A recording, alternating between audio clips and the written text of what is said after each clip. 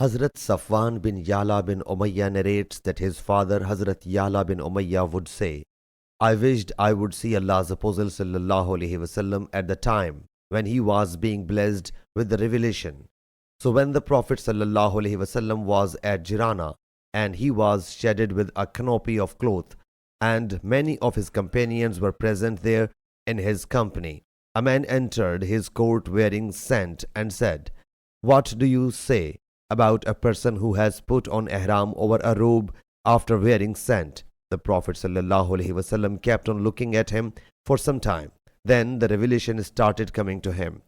Hazrat Umar radiyallahu anhu beckoned to Hazrat Yala to come.